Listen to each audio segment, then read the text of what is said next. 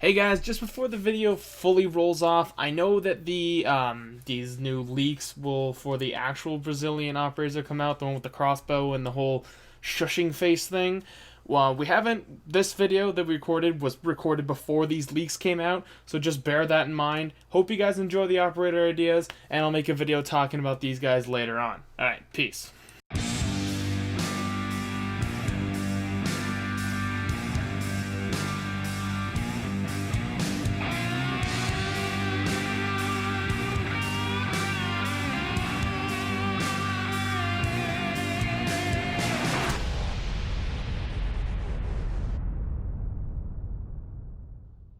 What's going on, ladies and gents? Stage was here bringing you guys today some more operator ideas with Thunderspear. What's going on, Thunderspear?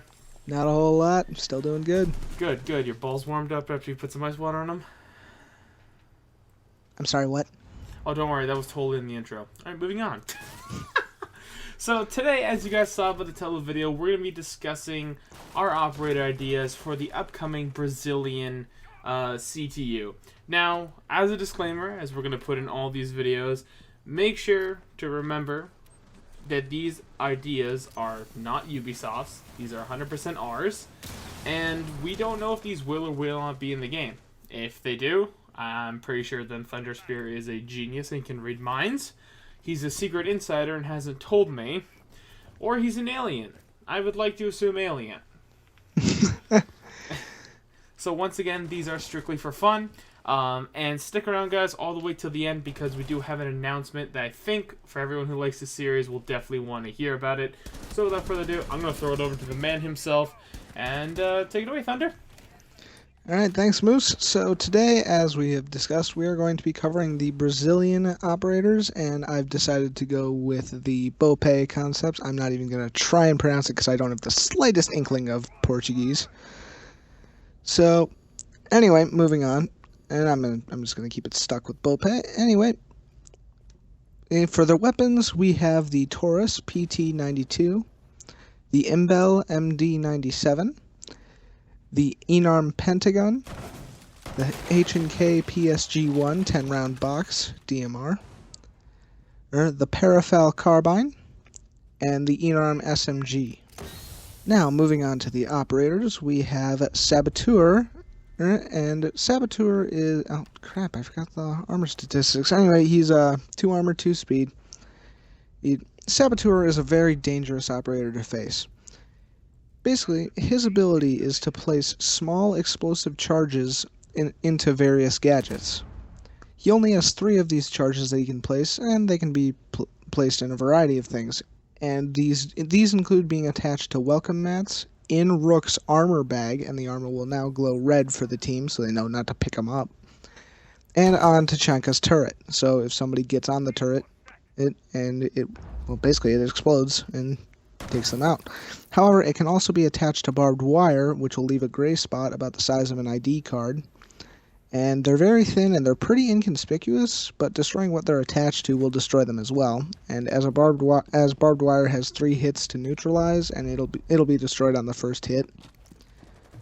So with barbed wire, you got to be in it for about a second for it to trigger. So if you just step into it and immediately hit it, you're good. But otherwise, you're gonna be taking a good bit of damage. And this actually is one of Gidry's ideas. I gotta give him full credit for this. I couldn't have thought of something. Well, I probably could have thought of something crazier, but this pretty crazy idea is all him. I gotta give him credit for this one. Next up, we have, I think it's pronounced Vigiar, and Vigiar is a reconnaissance specialist. And when having an enemy in his sights, he can tap the gadget button, and it will highlight the enemy for a short time. Basically, this will inform the enemy where instead of saying you have been spotted or you are spotted, it'll say tracked. And this will let them know they're highlighted and they're being constantly outlined and whatnot. And he can use this ability 3 times and it lasts for 5 seconds, but it'll fade as soon as the 5 seconds are up. No delay, just gone. And even if the entire operator is not in view, it can give you an idea of how they're positioned, which will allow your teammates to flank and neutralize, or even shoot through something destructible. And this can also be used very well in combination with Glaz, Cal, who we'll cover later, or Fuse, or Thermite. Going down. Alright, next up we have Recon with 1 armor and 3 speed. Vigiar has 2 armor, 2 speed, by the way. Okay. And Recon has a Horsefly multi-stage drone, where once deployed, his drone replaces any of his other deployed drones, and pressing the gadget button will turn it from its normal ground mode, where it rolls like a normal drone, into a miniature quadcopter, so now it flies. This can allow him to fly in and scan enemy locations, but his drone is highlighted by Hornet's Killer Bee. We covered him in the EKAM video. However, if his drone is left in hover, it will actually remain still even when he stops controlling it, so you can have it hovering in a location, constantly acting as a spot. Stopping control of the drone is the button to use or stop using cameras, so down on the D-pad for us Xbox players.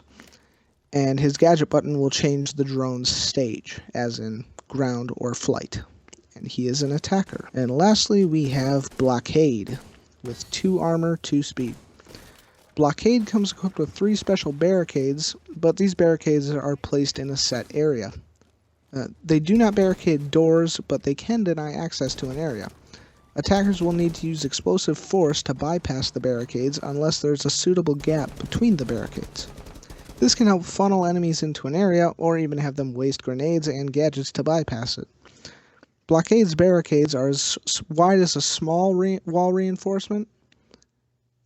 However, these cannot be bypassed by the defenders either, meaning they should be one of the last fortifications you establish. And that is all for the BOPE operators. Moose, why don't you come back in here and finish things off? Let me know what thoughts you have. Overall, I think they were very solid. I believe it was Recon that had the multi-stage drone, right? Correct. So, if you guys played Tom Clancy's Ghost Recon Future Soldier, there was a drone that did the exact same thing. And as soon as you said it, I looked over at my 360 again, and I was like, oh, you naughty girl. The hours I spent with you. Oh. I definitely now want to play the game a little bit more. But honestly, I like the ideas altogether. They seem really sound and solid. I would definitely like to see that multi-drone. I definitely... If anyone would to come to life, I definitely think the multi-drone, just because I know Ubisoft has experience with programming that. And I think, quad rotors are, even with civilian use, you see vloggers use them a lot, and Casey uses them. They're even very popular in civilian use. Drones are massively used in our military.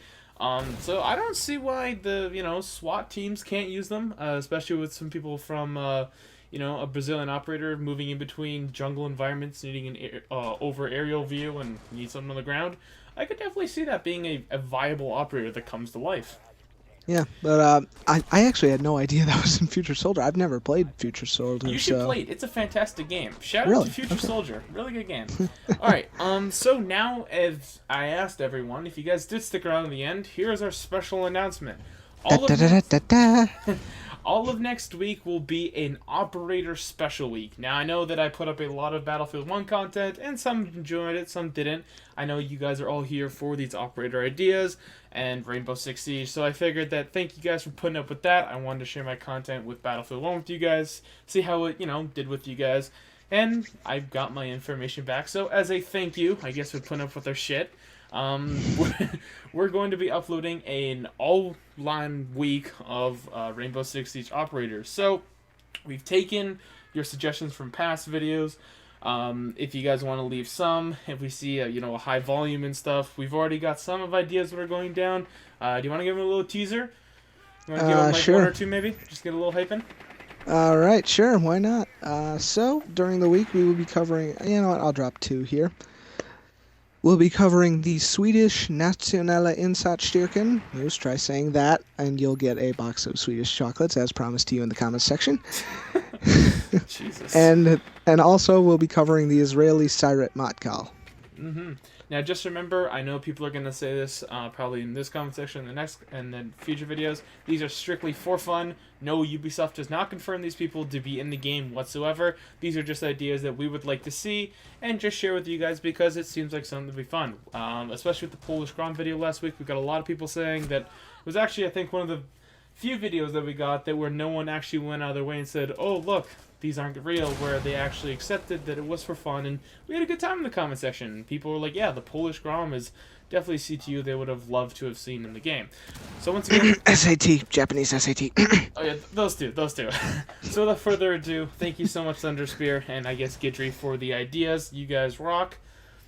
And I'm the Dangerous Moose, and we'll see you Sexy Beast for Operator Week next week, and the videos coming this week. Peace. Peace.